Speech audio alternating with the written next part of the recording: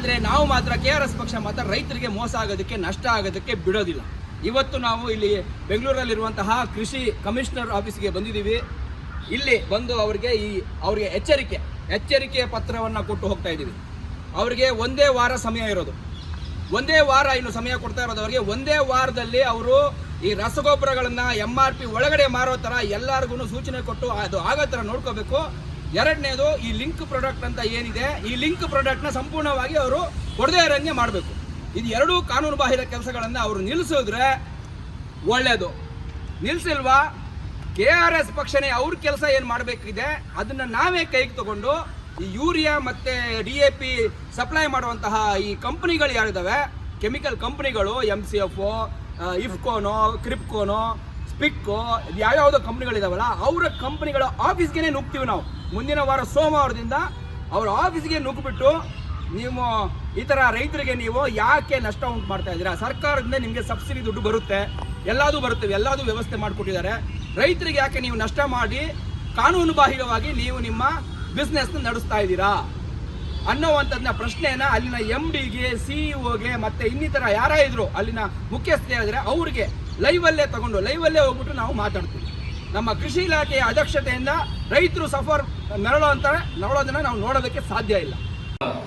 ಇದು ಮೇನ್ ಆಗಿ ಒಂದು ಸರ್ಕಾರ ಜನರ ಹಿತವನ್ನ ಕಾಪಾಡುವುದು.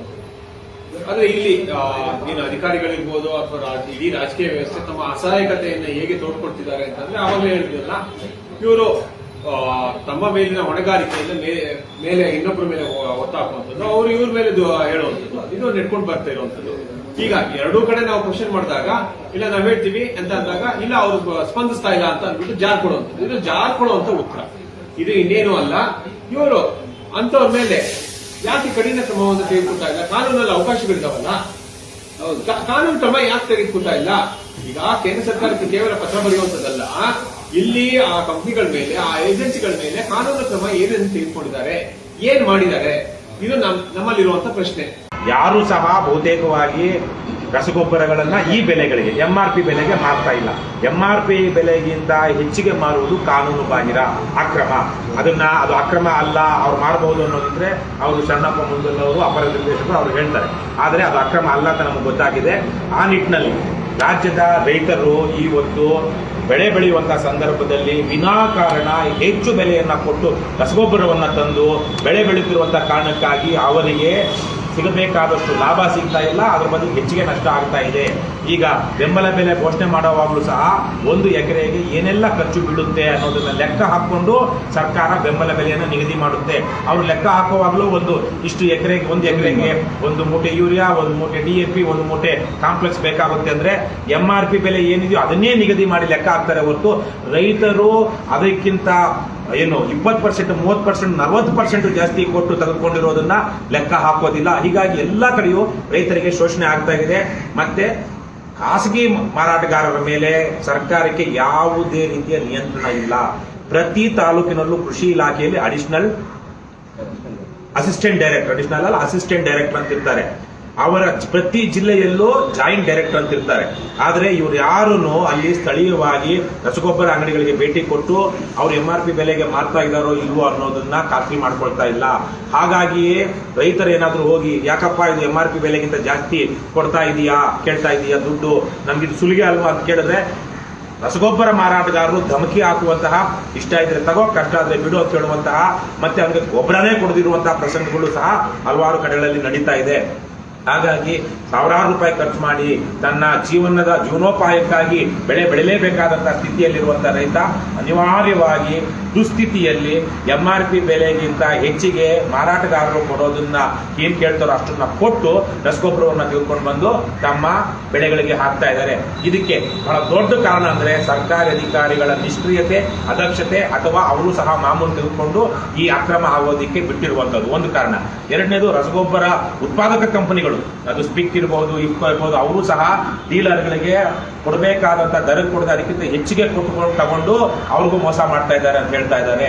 ಆಮೇಲೆ ಕೆಲವೊಂದು ಕಡೆಗಳಲ್ಲಿ ಅಕ್ಕದ ಅವನಿಗೆ ಕಡಿಮೆ ಬೆಲೆಗೆ ಬಂದಿದ್ರು ಪಕ್ಕದವನು MRP ಗಿಂತ ಜಾಸ್ತಿ ಮಾಡ್ತಿರೋದ್ರಿಂದ ಕಾನೂನು MRP ಗಿಂತ ಜಾಸ್ತಿ ಮಾಡಿದ್ರೆ ಇನ್ನಷ್ಟು ಹೆಚ್ಚು ಲಾಭ ಮಾಡ್ಕೊಳ್ಬಹುದಲ್ಲ ಅನ್ನುವಂತಹ ದುರಾಸೆಗೆ ಬಿದ್ದಿರುವಂತಹ ಕೆಲವೊಂದು ಸೊಸೈಟಿಗಳು ಅವರು ಸಹ MRP ಬೆಲೆಗಿಂತ ಜಾಸ್ತಿ ಮಾಡ್ತಾ ಇದ್ದಾರೆ.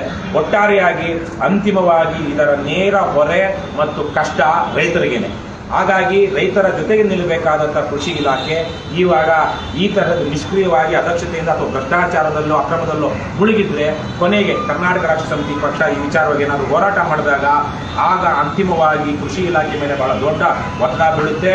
ರಸಗೊಬ್ಬರ ಮಾರಾಟಗಾರರು ಅಂಗಡಿಗಳನ್ನು ಮುಚ್ಚಬೇಕಾದಂಥ ಸ್ಥಿತಿ ಬಂದಾಗ ಅದು ರೈತರಿಗೇನೆ ಅದರಿಂದ ತೊಂದರೆಯಾಗಿ ರೈತರು ಸಾವಿರಾರು ಲಕ್ಷಗಳ ಸಂಖ್ಯೆಯಲ್ಲಿ ಸರ್ಕಾರದ ವಿರುದ್ಧ ಪ್ರತಿಭಟನೆ ಮಾಡುವಂತಹ ಒಂದು ಪರಿಸ್ಥಿತಿ ಸೃಷ್ಟಿಯಾಗುತ್ತೆ.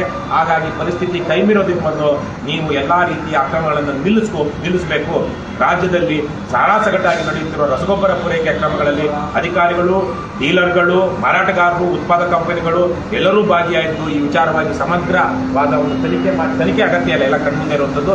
ಕ್ರಮಕ್ಕೆ ಇದು ಆಗದೇ ಇರುವಂಥ ರೀತಿಯಲ್ಲಿ ಕ್ರಮಕ್ಕೆ ಮುಂದಾಗಬೇಕು ಅಂತ ಹೇಳಿ ನಾವು ಇವತ್ತು ಕೃಷಿ ಆಯುಕ್ತರನ್ನ ಭೇಟಿ ಮಾಡೋದಕ್ಕೆ ಆಗ್ರಹಿಸೋದಕ್ಕೆ ಬಂದಿದ್ದೀವಿ. ಮುಖ್ಯವಾಗಿ ರಾಜ್ಯದಲ್ಲಿ ಇರ್ತಕ್ಕಂತ ಒಂದು ಹಗರಣ, ಈ ಹಗರಣದಲ್ಲಿ ನೇರವಾಗಿ ಏನಾಗಿದೆ ಅಂತಂದ್ರೆ ಸರ್ಕಾರನೇ ಭಾಗಿಯಾಗಿದೆ. ಇದಕ್ಕೆ ಪ್ರಾಯೋಜಕ ಕಂಪನಿಗಳಾಗಿ AC, DC ಏನಾಗಿದ್ದಾರೆ, ಇದಕ್ಕೆ ಪ್ರಾಯೋಜಕರಾಗಿದ್ದಾರೆ. ಈಗ ನೀವೆಲ್ಲ ನೋಡಿರ್ಬೋದು, ನಮ್ಮ ಹಾವೇರಿ ಜಿಲ್ಲೆಯವರೇ ಆದಂತ DC ಅವರು ಮೊನ್ನೆ ಅಂದ್ರೆ ಒಂದು ತಿಂಗಳದಿಂದ ಏನಂತಂದ್ರೆ ಒಂದು ದಿಢೀರ್ನ ಒಂದು ಹೇಳಿಕೆ ಕೊಟ್ರು. ಏನಪ್ಪಾ ಅಂತಂದ್ರೆ ರೈತರೆಲ್ಲ ಯಾವುದೇ ಗೊಬ್ಬರಗಳನ್ನಾಗಿ MRP ದರಕ್ಕೆ ತಗೋಬೇಕು, ಯಾವುದೇ ಹೆಚ್ಚಿನ ಬೆಲೆಗೆ ತಗೋಬಾರ್ದು. ನೆಕ್ಸ್ಟ್ ಏನಪ್ಪಾ ಅಂತಂದ್ರೆ ಯಾವುದೇ ಲಿಂಕ್ಗಳನ್ನು ಬಳಸಬಾರ್ದು ಅಂತಂದು ಹೇಳಿದ್ರು. ನೆಕ್ಸ್ಟ್ ಈ ಡೀಲರ್ ಸಹ ಮೀಟಿಂಗ್ಗಳನ್ನು ಸಹ ಮಾಡಿದ್ರು. ಏನಪ್ಪಾ ಅಂತಂದ್ರೆ ನೀವು ಯಾವುದೇ ರೀತಿ ಹೆಚ್ಚಿನ ದರಕ್ಕೆ ಮಾಡಬಾಡ್ರಿ ಮತ್ತು ಯಾವುದೇ ಲಿಂಕ್ಗಳನ್ನು ಕೊಡಬಾಡ್ರಿ ಅಂತಂದು ಅದೊಂದು ಮೀಟಿಂಗ್ಗಳನ್ನು ಮಾಡಿದ್ರು. ಇವೆಲ್ಲ ಮೀಟಿಂಗ್ಗಳಾಗಿರ್ಬೋದು, ಕಟಿಂಗ್ಗಳಾಗಿರ್ಬೋದು, ಇವೆಲ್ಲ ಬರೀ ಏನಪ್ಪಾ ಅಂತಂದ್ರೆ ಕಾಟಾಚಾರಕ್ಕಾಗಿರ್ಬೋದು, ಒಂದು ಹಾಡಿಕೆಗೆ ಆಗಿರ್ಬೋದು ಅಂತಂದು ಈ ಸಂದರ್ಭದಲ್ಲಿ ಹೇಳ್ತೀನಿ. ಜಗತ್ ಜಾಹೀರಾಗಿದೆ, ಯಾರು 266 ರೂಪಾಯಿ 50 ಪೈಸೆಗೆ ಯೂರಿಯಾ ಗೊಬ್ಬರನ್ನ ರೈತರಿಗೆ ಕೊಡ್ತಾ ಇಲ್ಲ. ಅದು ಹೋಗ್ಲಿ, 300, 350, 400 ರೂಪಾಯಿವರೆಗೂ ಒಂದು ಚೀಲಕ್ಕೆ ಮಾರಾಟ ಮಾಡ್ತಾ ಇದ್ದಾರೆ. ಎಲ್ಲಿ? ರಿಟೇಲ್ ಅಂಗಡಿಗಳಲ್ಲಿ. ಇದನ್ನ ಅವರು ಡೀಲರ್ಗಳಿಂದ ತಗೊಳ್ತಾ ಇದ್ದಾರೆ, ಅಥವಾ ಕೃಷಿ ಇಲಾಖೆಯ ಕರ್ನಾಟಕ ಸ್ಟೇಟ್ ಮಾರ್ಕೆಟಿಂಗ್ ಫೆಡರೇಷನ್ ಅಥವಾ ಬೀಜ ನಿಗಮದಿಂದ ಮೂಲಕ ಅದನ್ನ ಸಪ್ಲೈ ಕೊಡ್ತಾ ಇದ್ದಾರೆ. ಇದು ಮುಂದುವರೆದು ಇದೇನಾಗ್ತಾ ಇದೆ ಅಂದ್ರೆ, ಆದ್ರೆ ಈಗ ಇಷ್ಟೆಲ್ಲ ಆದ್ರೂ ಇದೆಲ್ಲ ಜಗಜ್ಜಾಹೀರು. ಇದು ಅಲ್ಲಿ ತಾಲೂಕಿನಲ್ಲಿರೋ ಕೃಷಿ ಅಧಿಕಾರಿಯಿಂದ ಹಿಡಿದು ಸಹಾಯಕ ಕೃಷಿ ನಿರ್ದೇಶಕರುಗಳಿಂದ ಹಿಡಿದು ಜಂಟಿ ಕೃಷಿ ನಿರ್ದೇಶಕರವರೆಗೂ ಎಲ್ರಿಗೂ ಗೊತ್ತಿರೋ ವಿಚಾರ. ಆದ್ರೆ ಈ ಕೃಷಿ ಇಲಾಖೆಯ ಸುತ್ತೋಲೆ ಆಯುಕ್ತರಿಂದ, ಕಮಿಷನರ್ ಇಂದ ಬಂದಿರೋ ಸುತ್ತೋಲೆಗಳು ಏನ್ ಹೇಳ್ತವೆ ಅಂತಂದ್ರೆ, ಯಾರು ಕೂಡ MRP ಬೆಲೆಗಿಂತ ಹೆಚ್ಚಿಗೆ ಮಾರಾಟ ಮಾಡಬಾರ್ದು. ಡೈರೆಕ್ಷನ್ ಕೊಟ್ಟಿರೋ ಇದ್ರ ಮೇಲೆ ಈಗ ಅವರು ನಮ್ಗೆ ಗೊಬ್ಬರ ಕಳಿಸ್ತಾ ಇದಾರೆ. ಅದು ಈಗ ಅವ್ರು ಹೇಳಿದ್ರು, ನಮ್ಗೆ ಬಂದಿರೋ ಗೊಬ್ಬರ ನಾವು 254 ರೂಪಾಯಿಗಿಂತ ಕಡಿಮೆ ನಿಮ್ಗೆ ಕೊಡಕ್ಕಾಗಲ್ಲ, ಅದು ನಿಮ್ಗ. ಸೊ ಈಗ ಅದ್ರ ಮೇಲೆ ನೀವು ಯಾವ ರೀತಿ ತಗೊಂತೀರಾ ಅಂದ್ರೆ ನಿಮ್ ಇಷ್ಟ, ಟ್ರಾನ್ಸ್ಪೋರ್ಟ್ ಚಾರ್ಜ್ ನೀವೇ ಕೊಡ್ಬೇಕಾಗತ್ತೆ ಅಂದ್ರು. ಸೊ ಈಗಾಗಲೇ ಇಲ್ಲಿ ಗಾಡಿ ಬಂದಿದೆ. ಇದು ಅವರು ಟ್ರಾನ್ಸ್ಪೋರ್ಟ್ ಚಾರ್ಜ್ ಪ್ರತಿ ಚೀಲಕ್ಕೆ ಟ್ರಾನ್ಸ್ಪೋರ್ಟೇಶನ್ ಚಾರ್ಜ್ 23 ರೂಪಾಯಿ ಬಿದ್ದೈತೆ. ಈಗ ಅನ್ಲೋಡಿಂಗ್ ಒಂದ್ ಚಾರ್ಜ್ ಇದೆ, ಅದು 6 ರೂಪಾಯಿ ಇದೆ ಸುಮಾರು ಬೀಳ್ತಿತ್ತು. ಸೊ 29 ರೂಪಾಯಿ 253ಗೆ 254 ರೂಪಾಯಿಗೆ 29 ರೂಪಾಯಿ ಸೇರಿದ್ರೆ 283 ರೂಪಾಯಿ ಬೆಲೆ ಆಯ್ತು. ಈಗ 283 ರೂಪಾಯಿ ಇಲ್ಲಿ ಬಂದ್ ಬೀಳಕ್ಕಾದ್ರೆ ನಾವು ಗೋಡೌನ್ ಬಾಡಿಗೆ ಕಟ್ಟಿ ಇಷ್ಟೆಲ್ಲ, ಆಮೇಲೆ ಇದನ್ನೆಲ್ಲ ನಿರ್ವಹಣೆ ಮಾಡಿ ಅದನ್ನ ಇಲ್ಲಿ ಅಂಗಡಿ ಮೂಲಕ ರೈತರಿಗೆ ಕೊಡೋದು, ಅಲ್ಲಿರೋ ಕೆಲಸಗಾರ ಚಾರ್ಜ್ ಎಲ್ಲ ತೆಗೆದ್ರೆ 1 ರೂಪಾಯಿ ಲಾಭ ಬೇಡ. MRP ಬೆಲೆಗಾದ್ರೂ ನಮಗ್ ಬಂದ್ ತಲುಪಿದ್ರೆ ನಾವು ನಷ್ಟವೂ ಇಲ್ಲ, ಲಾಭನೂ ಇಲ್ಲ ಅನ್ನೋದ್ ಆ ರೀತಿಯಲ್ಲಿ ರೈತರಿಗೆ ಕೊಡ್ತಾ ಬಂದಿದೀವಿ ಇಲ್ಲಿವರೆಗೂ.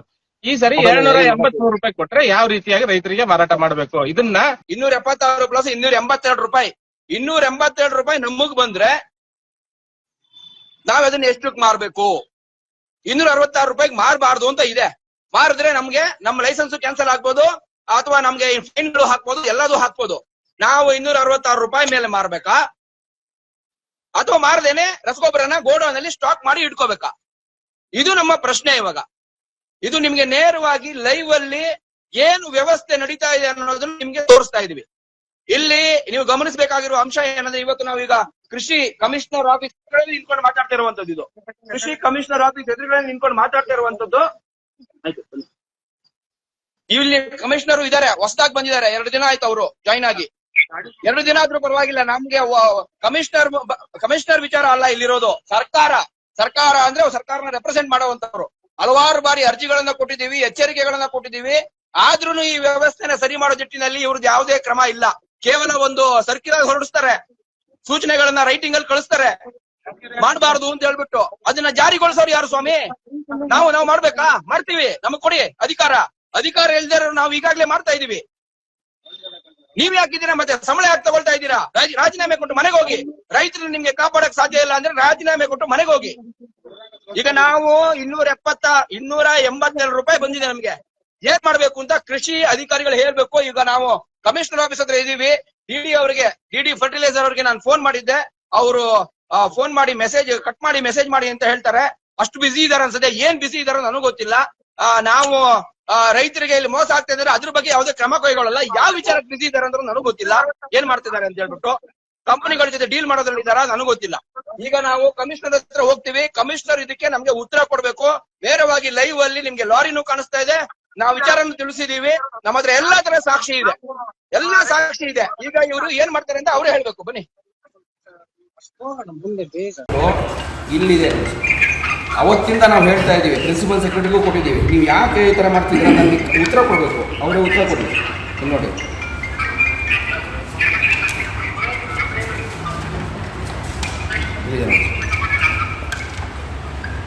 KSCMF ಅದೇ ಫೆಡರೇಷನ್ ಮತ್ತು KSC ಬೀಜ ನಿಗಮ ಸಂಸ್ಥೆಯರವರು ದಾಸ್ತಾನೀಕರಿಸಿದ ರಸಗೊಬ್ಬರಗಳನ್ನು ಸಹಕಾರ ಸಂಘಗಳಿಗೆ ಮಾರಾಟಗಾರರಿಗೆ ಕ್ಲಿಯರ್ ಕಟ್ ಆಗಿದೆ. ಮಾರಾಟಗಾರರಿಗೆ ಸಾಗಾಣಿಕೆ ಮಾಡಿದ ವೆಚ್ಚದ ಟ್ರಾನ್ಸ್ಪೋರ್ಟೇಷನ್ ಅಂಡ್ ಹ್ಯಾಂಡ್ಲಿಂಗ್ ಮಾಹಿತಿಯನ್ನು ಜಿಲ್ಲಾವಾರು ನಿರ್ವಹಿಸುವುದು. ಪ್ರತಿ ಬಾರಿ ಸಾಗಾಣಿಕೆ ಮಾಡಿದ ಪ್ರಮಾಣಕ್ಕೆ ಸರ್ಕಾರದ ಆದೇಶದಂತೆ ಸಾಗಾಣಿಕೆ ವೆಚ್ಚವನ್ನು ಭರಿಸುವ ಮಾಹಿತಿಯನ್ನು ಜಿಲ್ಲೆಯ ಜಂಟಿ ನಿರ್ದೇಶಕರಿಗೆ ದೃಢೀಕರಿಸುವುದು ಮತ್ತು ದಾಖಲೆ ನಿರ್ವಹಿಸುವುದು. ಈ ಟ್ರಾನ್ಸ್ಪೋರ್ಟೇಷನ್ ನಮಗೆ ಕೊಡಬೇಕು, ಅವರು ಎಲ್ರಿಗೂ ಕೊಡಬೇಕು, ಎಲ್ಲ ಮಾರಾಟಗಾರರಿಗೂ ಕೊಡಬೇಕು. ಆದರೆ ಇವ್ರು ಏನು ಹೇಳ್ತಿದ್ದಾರೆ, ಸಹಕಾರ ಸಂಘಗಳಿಗೆ ಮಾತ್ರ ಕೊಡ್ತೀವಿ ಅಂತಾರೆ. ಸಹಕಾರಗಳ ಸಂಘಗಳಿಗೆ ಕೊಟ್ಟರು ಮಾರ್ಜಿನ್ ಇಟ್ಬಿಟ್ಟು ಕೊಡ್ತಾರೆ ಸರ್.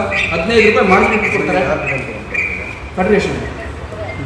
ಯಾಕಂದರೆ ನಮಗೆ ಕಂಪ್ನಿಗಳು ಕೊಡೋಣ ಅಂದ್ಬಿಟ್ಟು ಅವ್ರಿಗೆ 3 ವರ್ಷದ್ದು ಬ್ಯಾಲೆನ್ಸ್ ಶೀಟ್ ಬೇಕಂತೆ. ಬಿಸ್ನೆಸ್ಸೇ ಮಾಡ್ದೇನೆ ಬ್ಯಾಲೆನ್ಸ್ ಶೀಟ್ ಇಟ್ಟು ತಗೊಳ್ಳೋಣ. ಇಫ್ಕೋ ಕ್ರಿಪ್ಕೋ 3 ವರ್ಷ ನಾವು ಬಿಸ್ನೆಸ್ ಹ್ಞೂ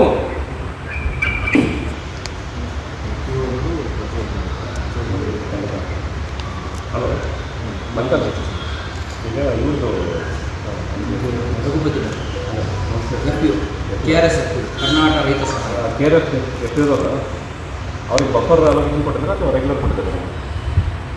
ಬಫರ್ನ ಕೊಟ್ಟಿದ್ದಾರೆ. ಆ ಬಫರ್ನ ಕೊಟ್ಟು ಸೆಕೆಂಡರಿ ಟ್ರಾನ್ಸ್ಪೋರ್ಟೇಷನ್ ನಾವು ಕೊಟ್ಟಿಲ್ಲ.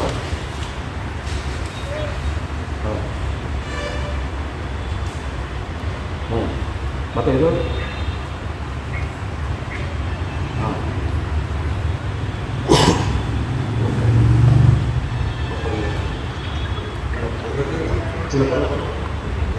ಬಟ್ ಮಲ್ಲಿಕಾರ್ಜುನ್ ಅವ್ರದಿಗೆ ನೀವು ಸೆಕೆಂಡರಿ ಟ್ರಾನ್ಸ್ಪೋರ್ಟೇಷನ್ ಅಲೋ ಮಾಡೋದು.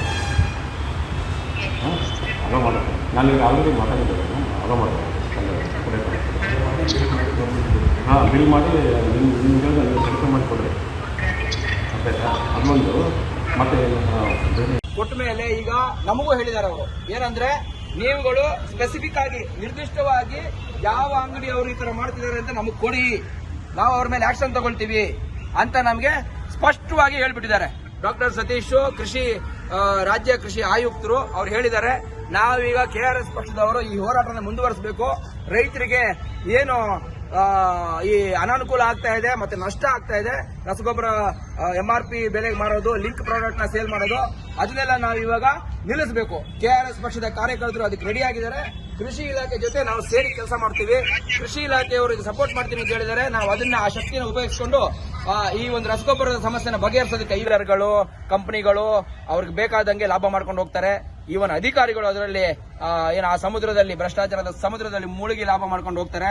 ರೈತರು ಮಾತ್ರ ಬೆವರು ಸುರಿಸ್ತಾರೆ. ಜೊತೆಗೆ ಈ ತರ ನಷ್ಟ ಉಂಟು ಮಾಡಿಕೊಂಡು ರಕ್ತ ಸುರಿಸುವಂತಹ ಸಮಯ ಕೂಡ ಬರುತ್ತೆ ಹೋರಾಟ ಮಾಡಿಕೊಂಡು.